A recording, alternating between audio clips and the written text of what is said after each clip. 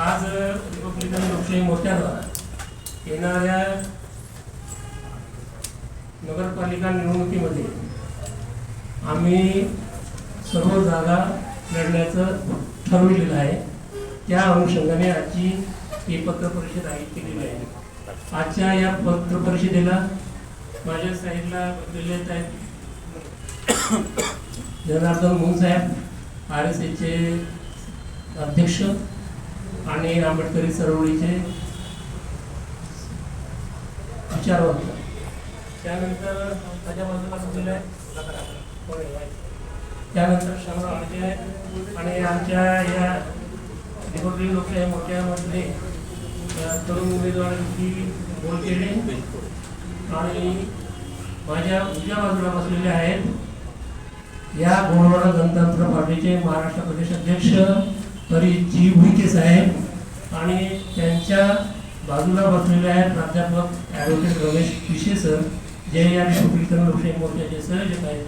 आणि त्यांच्या बाजूला बसलेले आहेत श्रीकांत धोटे साहेब. आपल्याला माहीत असेल की जयवंतराव धोटे साहेबांच्या जे रिझर्व्ह फॉरवर्ड ब्लॉक होते त्यामध्ये ते कार्यरत आहेत आणि आमच्या रिपब्लिकन लोकशाही मोर्चामध्ये ते पण सामील झालेले आहेत.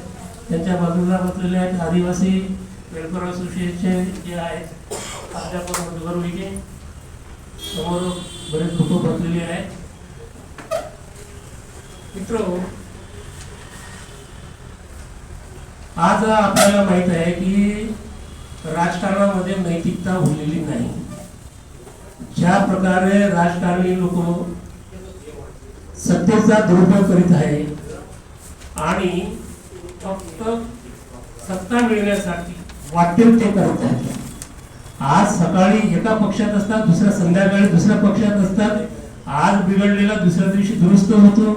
हे काय चाललंय महाराष्ट्रात? यापूर्वी आपण असं बघितलेलं नाही आहे. आणि जनतेचे प्रश्न सगळे सोडून येते.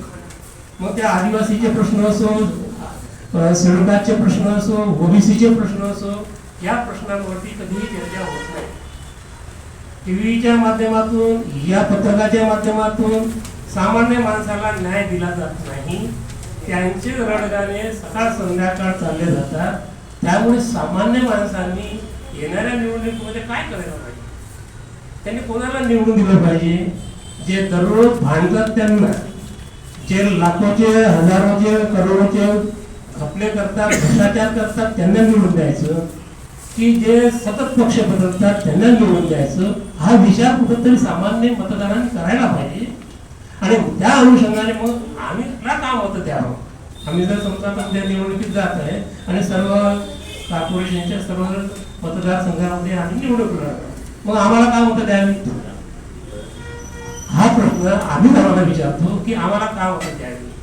आम्ही जी लोक सर्व इथे बसलेली आहोत ही प्रामाणिक निष्ठावान चळवळीशी, कारण फुले शाहू आंबेडकर विचारधारा मानणारी आम्ही लोक आहोत. कुलवाडी भूषण छत्रपती शिवरायांची वैचारिक भूमिका आम्ही मांडणारे आहोत. आणि म्हणून आम्ही ठोसपणे सांगतोय, ठामपणे सांगतोय की भ्रष्टाचाराला आळा घालण्यासाठी आता बरेच लोक आले. अरविंद केजरीवाल बसून आपल्याला माहित आहे की भ्रष्टाचाराच्या बाबतीत, परंतु भ्रष्टाचाराचे आज बोलणारे उद्या त्याच भ्रष्टाचाराचे ते हस्तक होतात. हे कुठेतरी थांबलं पाहिजे. हे थांबणार कसं? आम्ही शपथ घेऊन घेतो, प्रतिज्ञापत्र देतो आहे. आमच्या उमेदवाराकडून प्रतिज्ञापत्र येत आहे की मी कुठलाही भ्रष्टाचार करणार नाही, मी सामान्य जनतेला, सामान्य व्यक्तीला मी न्याय देईल, ही भूमिका घेऊन आम्ही येत आहे. आणि म्हणून या आजच्या राजकारणामध्ये या नेत्यांच्या या चुकीच्या धोरणांमुळे, त्यांच्या अनैतिकतेपणामुळे ही महाराष्ट्र आज बदनाम होत आहे. महाराष्ट्राला जर पूर्वीचं वैभव प्राप्त करून द्यायचं असेल, कुठे शाहू आंबेडकरांचा आपण महाराष्ट्र म्हणतो, कुठे आहे तो? संविधानाच्या प्रमाणे हे राज्य चालत, संविधानाची शपथ घेऊन राज्यकर्ते येतात, पण संविधानाप्रमाणे कधी वागत नाहीत. आणि म्हणून याच्यावरती आम्ही आमचे असे तरुण तडफदार उमेदवारांना पुढे आणत आहे की या लोकांचा पराभव करणे गरजेचं आहे. आपल्याला माहित आहे गोंडवाना गणतंत्र पार्टी आता नुकत्याच झालेल्या पंचायतच्या निवडणुकीमध्ये बुटीबोरीला 22 पैकी 18 नगरसेवक त्यांचे निवडून आले, नगराध्यक्षही झाला, परिवर्तन होऊ शकतं. परिवर्तन होऊ शकतं. तुम्ही लोकांमध्ये पोहोचलं पाहिजे. तुमची साथ आम्हाला याच्यासाठी पाहिजे की ह्या अनैतिक राज्यकर्ते असो की नेते असो किंवा कोणी असो, यांची अनैतिक कारणं आपण त्याची उघड केली पाहिजे. अरे तुम्ही भाऊ भांड टाकून एका संध्याकाळी एकत्र येतात, काय अनैतिकता? सगळं अनैतिक चालवलेलं आहे सत्तेसाठी. लाचारी, इतक्या प्रकारची लाचारी, इतके लाचार राजकारणी आम्ही आमच्या याच्या आयुष्यात नव्हते पाहिले, याच्यापूर्वी होते पण असे नाही पाहिले. आणि म्हणून आम्ही या निवडणुकीमध्ये एक ठोस पर्याय देण्यासाठी उभं झालेलो आहोत. आमच्याकडे जवळपास 17 पक्ष आहेत आणि त्यामध्ये रिपब्लिकन पार्टी आहे, त्यानंतर आमच्यासोबत गोंडवाना पार्टी आहे, ओबीसी बहुजन आघाडी आहे, ज्यावेळेला आपल्याला माहिती आहे अण्णा शेंडगे साहेबांनी स्थापन केलेली आहे आणि ते पण आमच्या सोबत आहेत. त्यामध्ये ओबीसीच्या 27 संघटना आहेत त्या ओबीसी बहुजन आघाडीमध्ये. आणि त्यानंतर आमच्यासोबत आहे सिटू आहे, कम्युनिस्ट पक्षाची एक विंग आहे आमच्यासोबत, रिपब्लिकनच्या 2-3 विंग आमच्यासोबत आहेत. त्यानंतर मायनॉरिटी डेमोक्रेटिक पार्टी आहे, राष्ट्रीय ओबीसी मोर्चा आहे, ओबीसी जनमोर्चा आहे, राष्ट्रीय मुस्लिम परिषद आहे व इतर सामाजिक संघटना आहेत. आणि बहुजन मुक्ती पार्टी सुद्धा आहेत, त्यांचे JP जोडी सुद्धा इथे आहेत.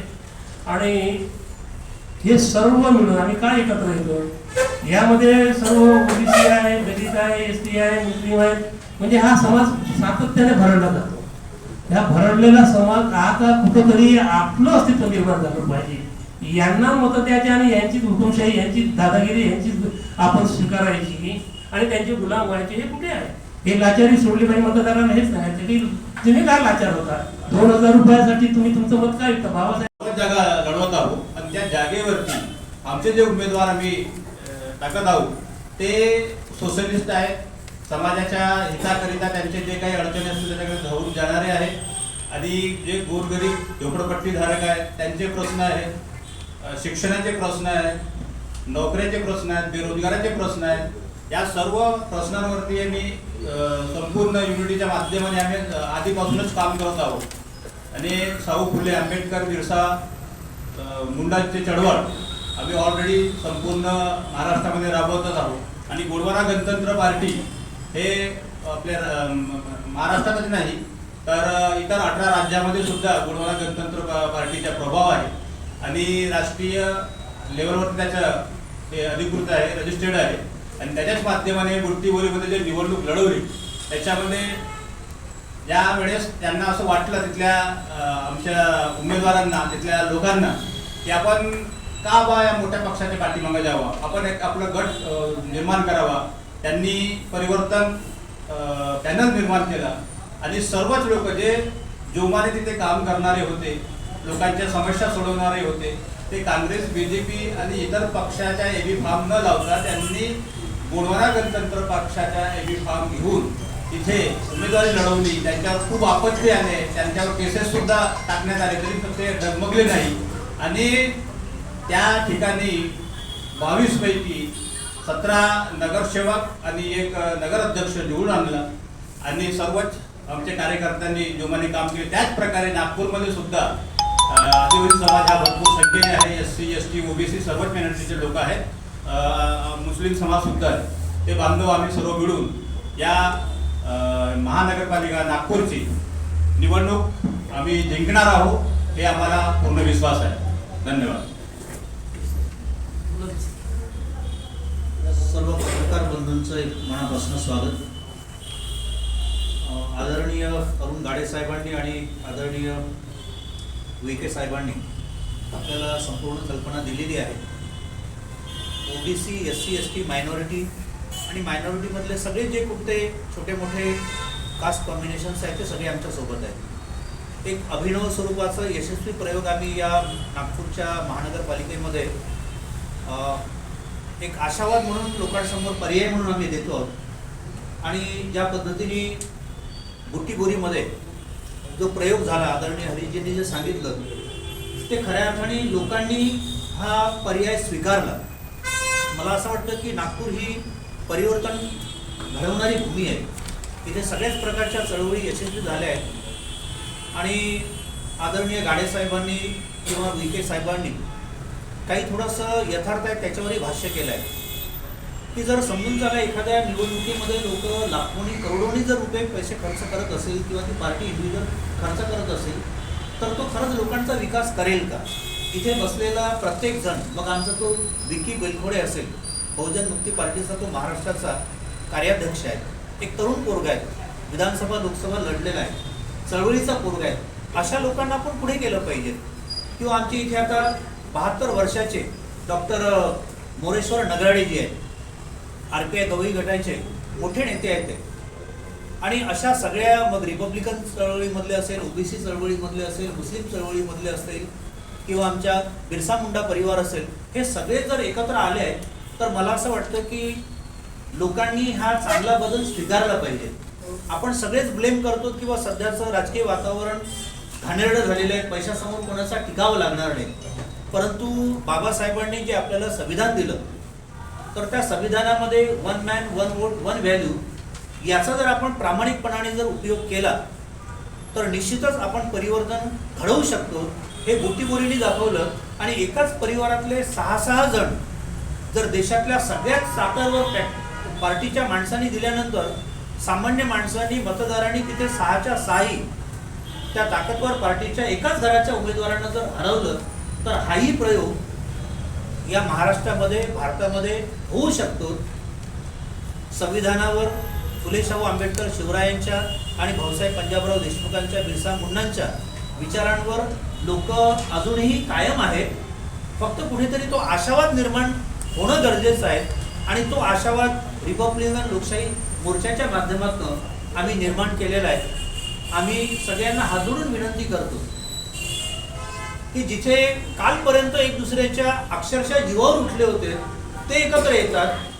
आपल्या परिवाराच्या बाहेर सत्ता जाऊ नये म्हणून जर परिवार जर एकत्र येऊन राहिले, भावंड एकत्र येऊन राहिले, काका पुतणे एकत्र येऊन राहिले आणि ज्यांचं कधीच वैचारिक सूत जुळलं नाही ते जर सत्तेसाठी एकत्र येऊन राहिले तर आम्ही तर आमचा कुळच एक आहे, आमचं रक्तच एक आहे, आमचे विचारच एक आहेत, आमचं छतच एक आहे. मग त्या जर छताला आणि संविधानाला जर आपल्याला वाचवायचं असेल तर मला असं वाटतं की असे प्रयोग होणं अत्यंत गरजेचं आहे. आणि म्हणून जे अजूनही थोडेसे संभ्रमात आहेत की याची ताकद काय, परंतु शेवटी आपल्या मताची ताकद ही जर आपण ओळखली तर आपण चांगला चमत्कार घडवून आणू शकतो आणि एक सक्षम विरोधी पक्ष हा जनतेमधूनच निर्माण होऊ शकतो. कारण आता विरोधी पक्ष उरलेलाच नाही आहे. ज्यालाही वाटतं किंवा माझी थोडीशी आर्थिक सत्ता किंवा जे काही शैक्षणिक साम्राज्य आहे, कारखानदारी आहे किंवा वर्चस्व आहे त्याला धक्का बसेल तर चांगली माणसं त्याच्यामध्ये वाहवत गेलेली आहेत. परंतु इथला एकही व्यक्ती याला गमावण्याजोगं काहीच नाही आहे. अरुण गाडे साहेबांना, विखे साहेबांना, मला किंवा आमच्या धोटे साहेबांना किंवा आमच्या विकीला किंवा आमच्या मधुकर रावांना कुठल्याही प्रकारचं, मोरेश्वरांना कुठल्याच प्रकारचं गमवण्याचं काही नाही आहे. जेही कमवू तर ते बाबासाहेबांच्या, संविधानाच्या आणि आपल्या सगळ्या मानवतावादी महासंतांच्या, महापुरुषांच्या विचारांनी आपण कमाईच करणार आहोत. मला असं वाटतं की एक चांगला प्रयोग आम्ही तुमच्या सगळ्यांच्या विश्वासाने एक पर्याय म्हणून या आघाडीच्या रूपाने दिलेला आहे आणि म्हणून चांगल्यांना आपण हरताना बघितलं आहे.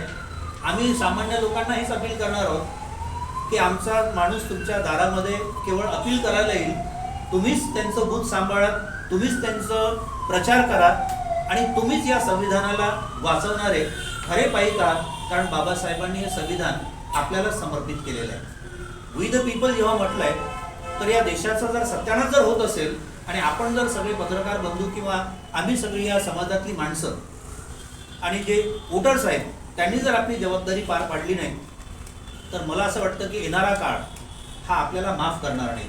तो एक यशस्वी प्रयोग आम्ही घेऊन आलेलो आहे आणि त्याचीच जी काही प्रचिती आहे की आमच्या सगळ्यांच्या रूपाने आम्ही एक परिवर्तन पॅनल म्हणून किंवा एक रिपब्लिकन लोकशाही आघाडी म्हणून, मोर्चा म्हणून एक परिवर्तनाचा पर्याय लोकांसमोर देतो आहे. लोकांनी तो स्वीकारावा, किंबहुना स्वीकारतील असा आम्हाला पूर्ण विश्वास आहे. आणि फारसं न बोलता आपण जास्तीत जास्त आपल्या सोशल मीडिया आणि जे काही आपलं प्रिंट मीडिया आहे, इलेक्ट्रॉनिक मीडिया आहे, त्याच्या माध्यमातून कृपा करून आमच्या पाठीशी उभा राहा. मोठ्या पार्ट्यांच्या पाठीशी तर आपण राहतो, परंतु खरी परीक्षा आता वोटरची आणि त्यातल्या त्यात या लोकशाहीमधल्या जबाबदार चौथ्या स्तंभाची आहे आणि तो आपण. धन्यवाद. जय भारत, जय संविधान. तुम्ही बुट्टेपुरीचं उदाहरण हा प्रश्न द्या. बुट्टेपुरीचं उदाहरण घेण्यात बुट्टापुरीला तुमचा जो नगराध्यक्ष आलेला आहे, आता भाजपचा सत्कार सोहळा झाला, त्याच्यामध्ये स्टेजवरून असं म्हणण्यात आलं की बुट्टेपुरीचा जो अध्यक्ष आलेला आहे तो भाजप समर्थन देणार आहे. नाही, बोलायला काही नाही आहे. राजकारणासाठी लोक कित्येक भाष्य करतात, पण त्या ठिकाणी तिथे कुठल्याच प्रकारच्या आमच्या साधा नगरसेवक सुद्धा गेलेला नव्हता, गोडवाना जनतंत्र पक्षाचा कोणी कार्यकर्ता सुद्धा गेलेला नव्हता. त्यांनी आमची जे फोटो टाकली होती त्याच्यामध्ये ते दिवसांचे फोटो चोरून तिथं टाकलेली होती. म्हणजे हे किती कारस्थाने करतात आणि कोणत्या प्रकारे म्हणजे भ्रमित करतात हे याच्यातून दिसून येत आहे. आणि तसंही जगाला फसवलं त्यांनी, तर तुम्हा आम्हाला फसवायला त्यांच्याकडे यांचे काय चोरून पुढे टाकलं, यावर पार्टी काय आक्षेप घेतली. ज्या आवाज विदर्भ न्यूजवाल्यांनी ती बातमी टाकली, ती न्यूज टाकली, त्यांना आम्ही फोनवरती बोलणं झालं माझ्या. ते स्वयं ते उईके काहीतरी आहे ते सुजाता, त्यांनी फोन नंतर मग आमचे दिनेश शहर अध्यक्ष आहे दिनेश शेडाम, त्यांनी सरळ सांगितलं की तुम्ही जर हा व्हिडिओ डिलीट नाही केला तर आम्ही तुमच्यावरती FIR करू, गुन्हा दाखल करू आणि पत्रकार परिषद घेऊ. त्या दिवशी मी पत्रकार परिषद घेणार सुद्धा होतो. मग आम्ही त्यांनी म्हटलं की त्यांनी त्या वेळेस ते व्हिडिओ डिलीट केला, माझी चुकी झाली म्हणून. असं कोणत्याच प्रकारच्या माझ्या म्हणजे हे नव्हतं मीडियाच्या माध्यमाने दाखवायचं, तर त्यांनी माफी सुद्धा मागितली, म्हणून आम्ही त्यांच्यावरती क्लेम नाही केली. दुसरी गोष्ट काय साहेब, आता तुम्ही रिपब्लिकन लोकशाही मोर्चा काढला, ज्याच्यामध्ये ज्या काय आंबेडकरी विचारधाराच्या फ्रंटमध्ये येणाऱ्या पार्ट्या ज्या आहेत, BSP आहे, वंचित आहे, BRSP आहे, रिपब्लिकन आहे, अशा पार्ट्यांना पण सोबत घेणार आहात का? त्यांच्यासोबत तुमचं बोलणं झालेलं आहे का? आम्ही हा प्रयोग 2-3 वर्षापासून याच्या पाठीमागे होतो.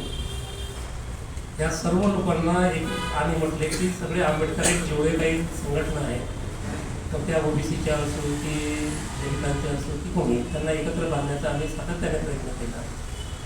आणि वंचित किंवा BSP या लोकांशी आम्ही प्रत्यक्ष बोललो, परंतु त्यांची मानसिकता आमच्यासोबत येण्याची नाही आहे. कारण त्यांना असं वाटतं की हे काय छोटे आहेत, परंतु आम्ही छोटे कसे आहेत, काय आहेत ते आता निवडणुकीतून दिसून येईल. तुम्ही बोलताना RBI गवई गट असा उल्लेख केला. नुकतीच त्यांनी पत्रकार परिषद घेऊन असं केलं आहे की RPIला गवई गट असा उल्लेख करू नये. नाही, आता आमचे मोरेश्वरजी आहेच इथे. कसं आहे की ही लोकल बॉडीचे इलेक्शन्स आहे, प्रत्येक ठिकाणची समीकरणं वेगवेगळी असतात. आपण तर कुठे असं पाहिलं आहे की ज्यांचं एक दुसऱ्याच्या विरोधात आहे ते एकत्र लढून आले. आम्ही सध्या जो विचार करतोय तो फक्त नागपूर महानगरपालिकेत होता. त्याच्यामुळं ज्यांना असं वाटतं की असं काही परिवर्तन व्हायला पाहिजे, तर त्यांच्या कन्सेंट तुमच्यासाठी म्हणून सांगतोय की जेही पार्टीज किंवा सोशल ऑर्गनायझेशन्स फुलेशाह आंबेडकर शिवराय विचारांची संविधानाला मानणारी, आम्ही त्या सगळ्या लोकांना रिक्वेस्ट लेटर्स देतोय आणि त्यांच्याकडनं कन्सेंट लेटर घेतोय. विदाऊट कन्सेंट लेटर आम्ही कुठलंही काम करणार नाही. मी जो उल्लेख केला तर आदरणीय मोरेश्वर नगराळेजी इथे उपस्थित आहे आणि ते जबाबदार व्यक्ती आहेत, लोकसभा विधानसभा लढलेले आहेत, गवई साहेबांच्या काळापासून फार जुनी आणि अभ्यासू व्यक्ती आहेत. तर मला असं वाटतं की एक चांगला प्रयोग होऊन राहिलेला आहे आणि कुणाला चॅलेंज करणं हा आमचा उद्देश नाही आहे. आपलं संविधान आणि आपली लोकशाही आपण वाचवली पाहिजे यासाठी हा प्रयत्न आहे. फक्त गवई लिहिलेलं आहे त्या विषय गवई वगैरे असं काहीही नाही. रिपब्लिकन पार्टी ऑफ इंडिया हा बाबासाहेबांचा पक्ष आहे, असा तो पक्ष आहे. गड जे आहे तर ते त्याच्यापुढे कंस असते, असं काही म्हणजे आठवडी आहे किंवा खोबऱ्याकडे आहे, त्याच्यापुढे ते KH आहे, ते आहे. पण रिपब्लिकन पार्टी ऑफ इंडिया म्हणजे बाबासाहेबांचा जो पक्ष आहे त्या पक्षाच्या पुढे कंस नाही.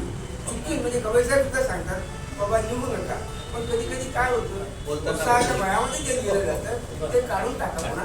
Republican party of India. Okay, ठीक आहे. सर्वांचे धन्यवाद. पुन्हा भेटूया आणि आम्हाला सहकार्य करा ही अपेक्षा आपण करू. एक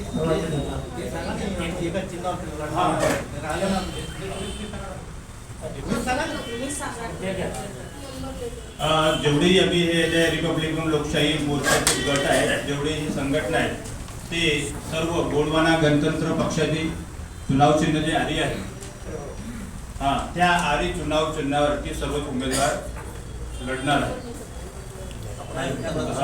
आपण आयुक्तांना तसं पत्र देत आहे आणि आधी पण दिलेलं आहे. तुमच्यासोबत तुम्ही म्हटलं की मायनॉरिटी डेमोक्रेटिक पार्टी आहे, हो. त्याचं नाव चिन्ह क्रेन आहे.